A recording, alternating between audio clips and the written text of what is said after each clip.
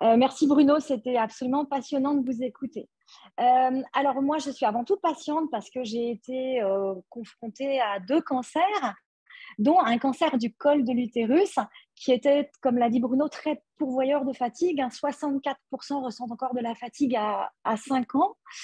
Donc cette fatigue, on se sent souvent très coupable, Bruno l'a dit, de ressentir cette fatigue. Et puis, même s'il y a des études qui ont été faites dans la littérature scientifique, les médecins passent un peu vite dessus en disant oui, oui, mais bon, il faut continuer le traitement. Donc, on se sent coupable et on ne se sent pas toujours bien compris par l'entourage. Donc, moi, j'ai eu des répercussions, comme vous tous ici, euh, sur ma vie personnelle. C'est-à-dire qu'on a envie de faire les choses et on n'arrive pas à les faire parce qu'on se sent exténué, qu'on les reporte.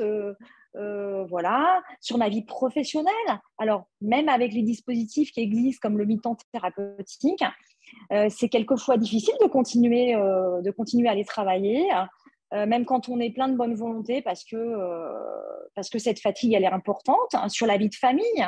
On n'est pas que des patients, on n'est pas que des malades, hein. On a souvent une famille à gérer avec toutes les tâches induites, ménagères, logistiques, etc., etc., s'occuper des enfants quand on en a.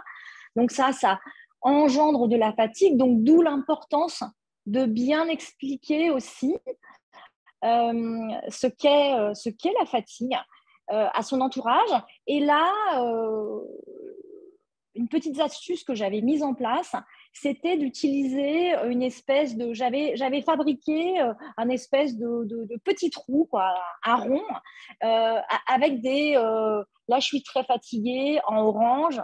Sur le côté rouge, me parlez pas, je suis exténuée. Et puis de l'autre côté, par exemple, j'avais mis ça sur le frigo. Et de l'autre côté, il y avait marqué vert, ça va, je suis pas fatiguée, je suis bien.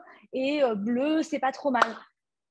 Ça marchait assez bien. Je montrais le frigo à mon fils qui était petit. Je disais là, je suis en rouge. Maman est très, très fatiguée.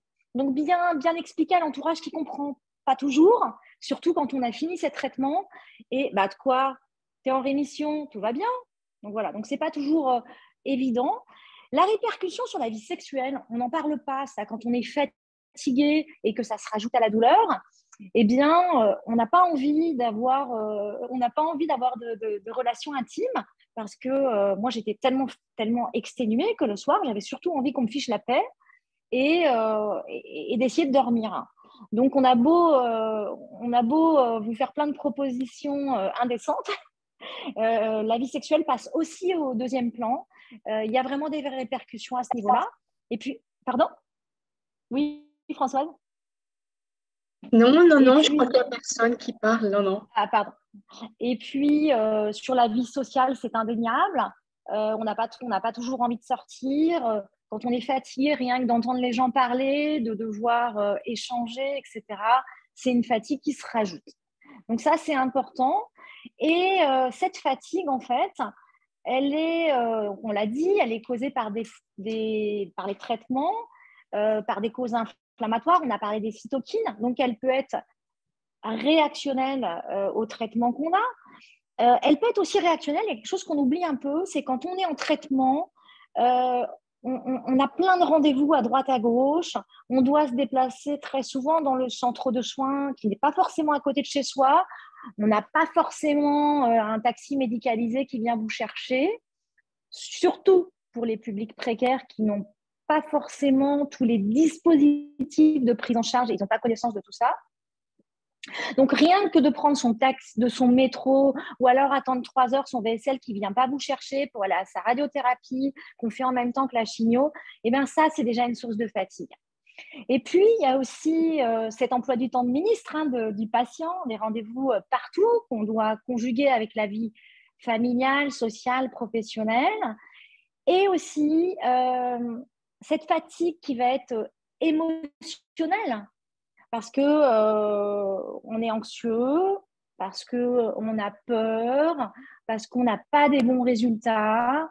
Cette fatigue cognitive, parce qu'on sait très bien que les traitements, la chimio, l'immunothérapie peuvent avoir des effets aussi au niveau de la concentration.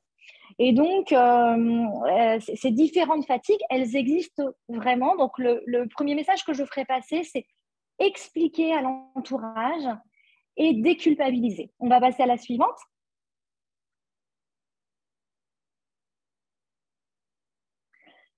Alors, il se trouve que à côté d'être patiente, j'ai aussi passé un DU sport et cancer avec la Camille et j'ai donné pas mal de cours aussi en tant qu'éducateur médico-sportif dans les services d'oncologie et je continue maintenant dans les services douleurs. Et donc, quelle stratégie, moi, j'ai expérimenté en tant que patiente et que j'ai pu mettre en place pour d'autres patients, et notamment dans les ateliers d'éducation thérapeutique à l'hôpital, c'est l'importance de l'activité physique. Bruno nous en a dit quelques mots qui étaient très vrais. Pourquoi c'est important l'activité physique? C'est parce que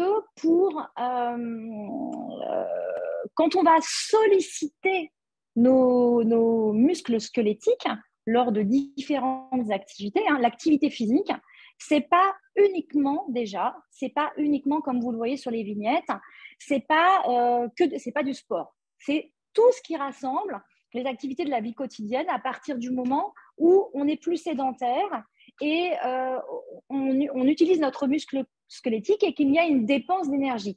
Je marche pour aller acheter ma baguette, je vais voir mon pharmacien à pied, je prends mon vélo, je fais du jardinage, je fais du ménage chez moi, je garde mes petits-enfants et je les emmène se balader. C'est tout ça, c'est les transports, l'escalier que je vais monter dans le métro et tout ça. Et pourquoi c'est intéressant de faire de l'activité physique? Déjà parce que ça va nous changer les idées, ça va nous faire penser à autre chose, ça nous permet de sortir de la spirale de la maladie. C'est ce qu'on entend aussi dans les ateliers d'éducation thérapeutique auprès des autres patients. Et puis, ces muscles squelettiques, quand ils vont se mettre en branle, voilà, pour nous permettre de faire l'activité physique, de lever le bras, par exemple, pour une personne qui fera du yoga, pour pédaler sur notre vélo, pour nager, et ben, ces muscles, ils vont sécréter des petits produits qui s'appellent les myokines. N'oublions pas que les muscles squelettiques, c'est les plus grandes usines à sécrétion du corps humain. Et donc, ces petites myokines, en fait, ça va nous permettre de lutter contre l'effet inflammatoire des cytokines et donc de réduire l'effet fatigue qu'on a, qui est dû au cancer, mais qui est dû aussi à tout ce qu'il y a autour du cancer.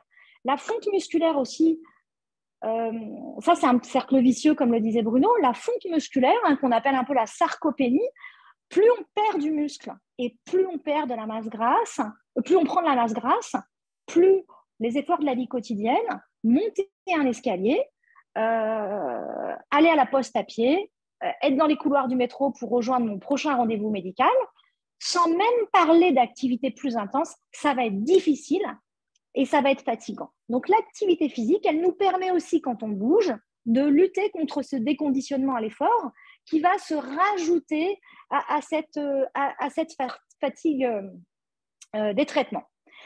Mais il n'y a pas que l'activité physique qui peut aussi jouer un rôle important quand on est fatigué. Les patients nous rapportent aussi et ont expérimenté, notamment dans les ateliers de TP, la luminothérapie, c'est-à-dire ça peut être une lampe de luminothérapie, on a besoin de lumière, davantage encore pour les femmes qui ont été ménopausées par les traitements, mais on peut aussi juste aller à l'extérieur, mettre un petit fauteuil dehors, même quand le temps est gris, prendre de la lumière. Faire une activité qui nous plaît, parce que là, ça va nous permettre de mettre en branle nos hormones du plaisir. Et donc, une activité manuelle, artistique, j'aime jardiner, j'aime faire de la danse, j'aime chanter, j'aime bricoler. Tout ça concourt à faire que nos hormones du plaisir, de la récompense, on va les susciter. Et tout ça va faire que l'impression de fatigue que j'ai, elle passe au second plan. Il peut y avoir aussi une approche avec, c'est conseillé avec les services soins de support, l'entretien avec un psychologue pour en parler.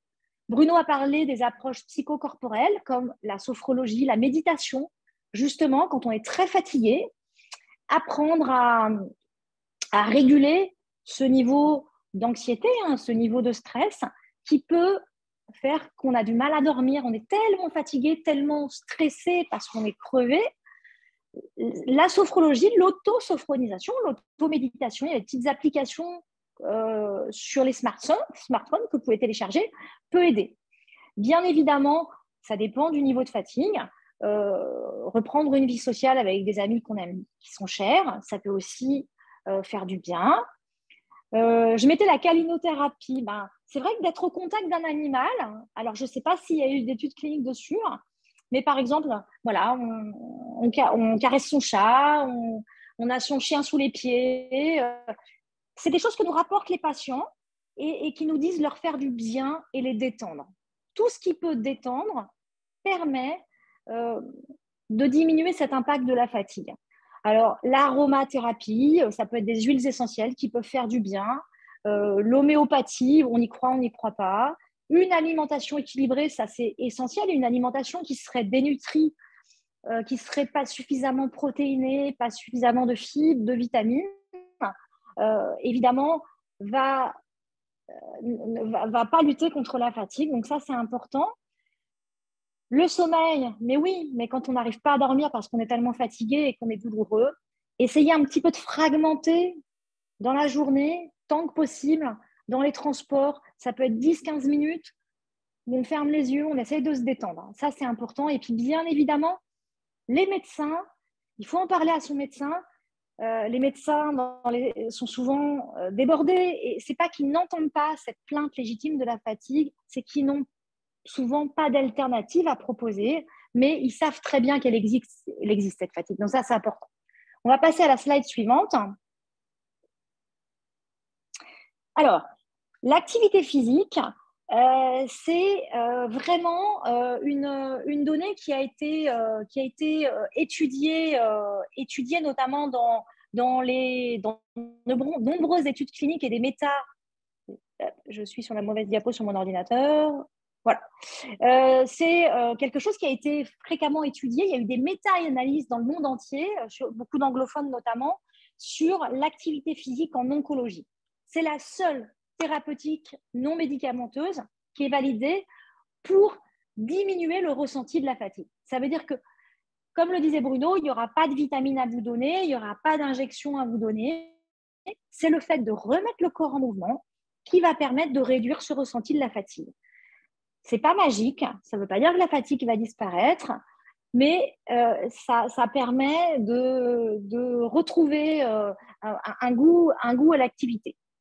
Alors, à tous les moments du parcours de soins, ça c'est important, on parle de préhabilitation maintenant, c'est-à-dire que des patients qui n'ont même pas commencé la chirurgie ou un parcours de chimio, qui sont au début du parcours de soins, eh bien c'est important de garder peut-être la condition physique, les composants de la condition physique qu'ils avaient avant, donc masse musculaire, élasticité musculaire, équilibre, capacité cardio-respiratoire, même avant de commencer les traitements. Et si on ne faisait pas d'activité physique avant, eh ben on peut commencer à se mettre à marcher, à faire un peu de vélo, etc., avant ces premiers rendez-vous. Alors, ce qui est préconisé, en fait, ça dépend un petit peu de la fatigue que vous avez. La fatigue que vous avez, on dit plutôt, on va pratiquer avec une intensité modérée. Alors, on va voir ce que c'est qu'une intensité modérée. Cette pratique avec une intensité modérée va avoir un effet attendu sur la fatigue. Cette intensité modérée, combien de fois par semaine je la fais? Bruno disait, il nous a parlé de 150, on parle généralement de 150 minutes d'activité physique par semaine. Ça peut paraître beaucoup, mais ça peut faire 5 fois 30 minutes. Donc, par exemple, je me dis que du lundi au vendredi, je fais peut-être 15 minutes le matin, 15 minutes l'après-midi, un petit peu de marche. J'ai un petit vélo d'appartement chez moi où je fais des exercices de flexibilité. J'essaye de m'étirer, vous voyez? Ou ça peut être, je fais 1 heure le week-end, une balade en forêt avec mes petits-enfants. Et peut-être que dans la semaine, je fais 3 séances de 30 minutes. On va passer à la diapo suivante.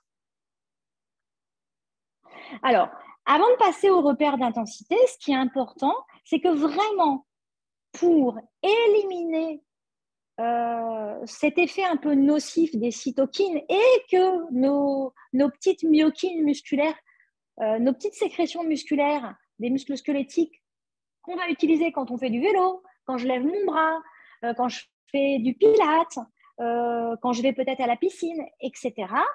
Pour que ces myokines puissent faire leur boulot de compensation de ces phénomènes inflammatoires qui créent de la fatigue, il va falloir avoir un effet dose. Donc l'effet dose, eh bien, c'est à peu près 30 minutes par jour, retenez bien ça. On peut faire beaucoup plus en fonction de l'état dans lequel on est, et puis peut-être aussi de son passé de sportif. Si vous avez l'habitude d'avoir toujours fait du sport, libre à vous peut-être d'en faire un petit peu plus. Alors, un repère d'intensité modérée, c'est quoi? Essoufflement modéré, ça veut dire qu'avec Bruno, on va peut-être faire de la marche nordique et on peut avoir une conversation. C'est-à-dire qu'on peut parler ensemble, mais on est légèrement essoufflé. Voilà. Je transpire parce qu'il y a des échanges qui se font au niveau du corps humain, comme j'ai mon usine qui va brûler les calories qui se met en place, ben, je vais transpirer. Donc j'ai une petite transpiration, une petite sudation. Au niveau du rythme cardiaque, si on veut être en endurance fondamentale, il faut que si j'ai un petit cardio, une petite montre, un petit cardio avec un cardiofréquencemètre, je dois être à entre 55 et 70% de ma fréquence cardiaque maximale. Ça se détermine avec l'aide de son médecin, tout simplement. Alors, ça veut dire quoi concrètement? Ça voudrait dire que quand je marche en marche nordique ou en marche rapide avec les bras, je peux marcher à peu près entre 5, 6,5 km/h. Voilà. C'est un peu adapté, quelqu'un mettait très justement, c'est adapté à la condition physique, à votre composition corporelle. Quelqu'un, par exemple, qui est en obésité aura plus de difficultés à marcher, peut-être à marcher à 6 km/h. Donc peut-être que 5 km/h, ça sera amplement suffisant. Avec ma composition corporelle, c'est plus facile pour moi de marcher à 6 km/h parce que mon rapport poids-taille est plus facile. C'est par exemple des montées d'escalier à vitesse lente. Ça peut être une nage de loisir. Je vais tranquillement nager un peu la brasse ou faire des battements de jambes avec ma planche à la piscine. Du vélo, on va dire entre... Ça, c'est les études. Il y a eu des mesures très précises. Alors, j'ai intensité modérée, voilà, vélo à 15 km/h. Bon, il ne faudrait pas qu'il y ait de vent de face parce que je trouve ça déjà assez rapide. Vélo électrique, très bien, parce que vélo électrique, on a une assistance électrique, mais il faut quand même pédaler, donc vélo électrique, très bien. Et puis, tout ça est à conjuguer, Bruno nous le disait, à mixer avec des activités de renforcement musculaire. Le renforcement musculaire, comment je le fais? Je peux monter des escaliers, voilà, dans le métro ou ailleurs. Je prends pas le machin roulant. L'escalator. Voilà. L'escalator. Je peux faire du renforcement musculaire, par exemple, avec des petites sangles à la maison. Je peux faire du pilates, je peux faire du yoga.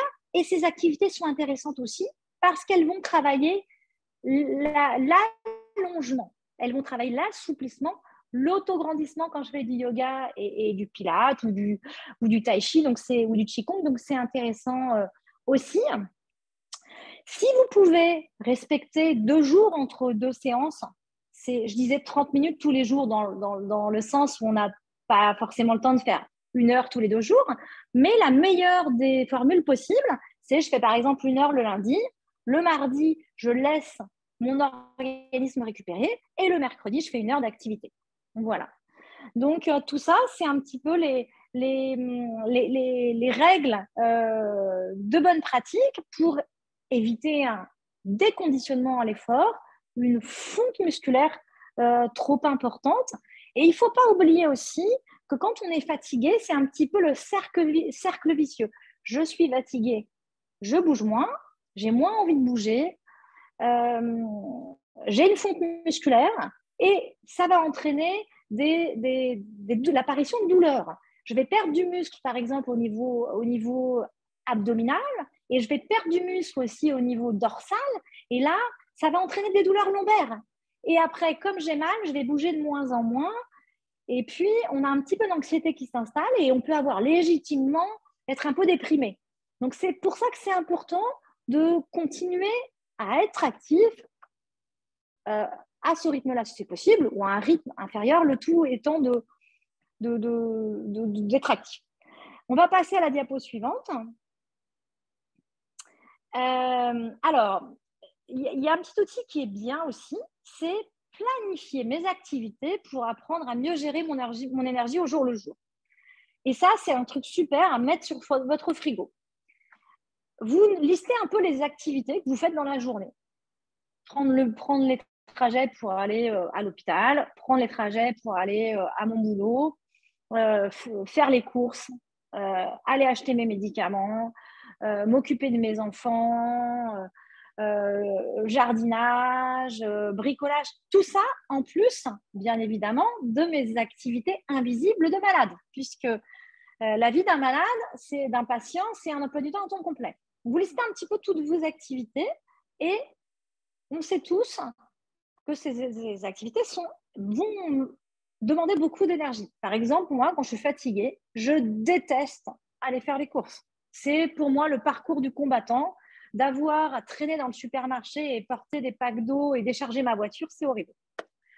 Eh bien, si je suis plus en forme le matin, si je sais que le matin, c'est mieux pour moi, eh bien, je vais mettre sur mon frigo cette petite horloge et puis les activités où je suis les activités qui sont les plus difficiles, par exemple, je vais les mettre en rouge, les courses, le ménage dans la maison,